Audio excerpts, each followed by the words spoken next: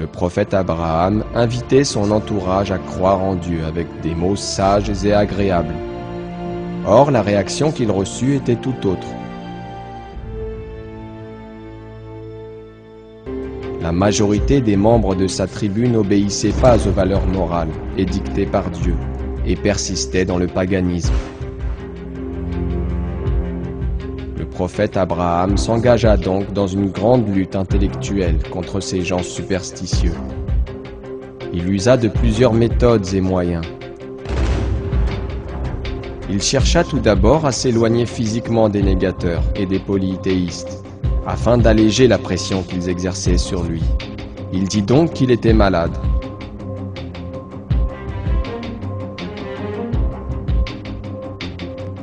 C'est rapporté ainsi dans les versets du Coran.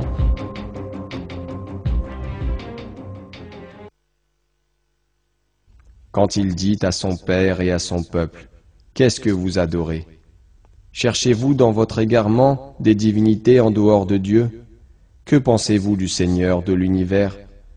Puis il jeta un regard attentif sur les étoiles et dit, « Je suis malade. » Ils lui tournèrent le dos et s'en allèrent.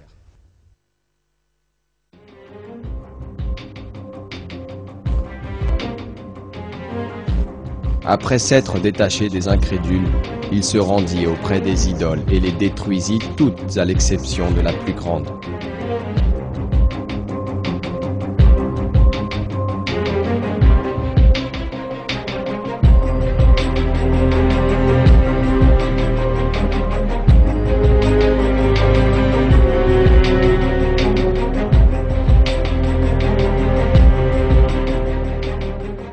À la vue de ce saccage, les hommes de la tribu cherchèrent le responsable. Le Coran décrit cette situation en ces termes.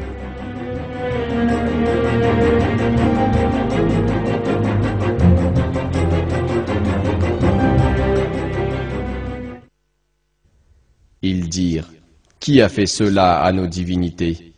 Il est certes parmi les injustes. » Certains dirent, « Nous avons entendu un jeune homme médire d'elle.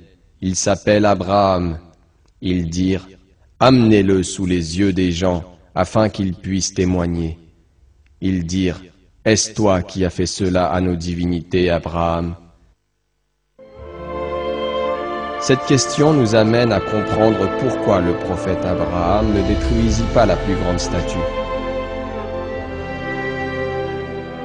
La réponse est dans le Coran. Il dit, « C'est la plus grande d'entre elles que voici qu'il l'a fait. Demandez-leur donc si elles peuvent parler. » Grâce à cette réponse, les incrédules commencèrent à comprendre que leurs idoles n'avaient jamais eu le pouvoir de parler. L'objectif d'Abraham était justement de soulever des interrogations et une remise en question des croyances païennes. Le Coran dit.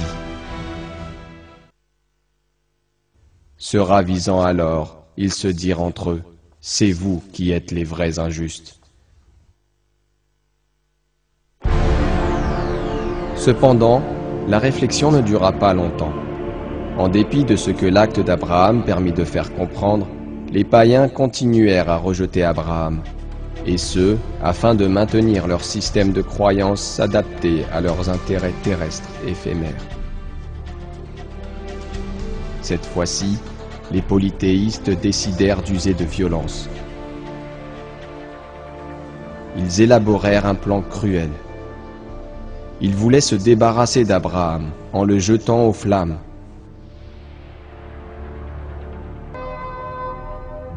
C'était sans compter l'assistance de Dieu, telle qu'il l'a assurée à tous ses messagers. Il ordonna aux flammes d'être source de fraîcheur et de paix pour Abraham. C'est bien là un miracle de Dieu. La cruauté des polythéistes est dans ces versets ainsi que l'échec de leur plan.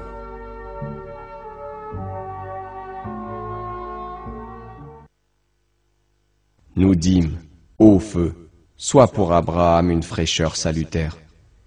Ils voulaient ruser contre lui, Mais ce sont eux que nous rendîmes les plus grands perdants, et nous le sauvâmes, ainsi que l'autre, vers une terre que nous avions bénie pour tout l'univers.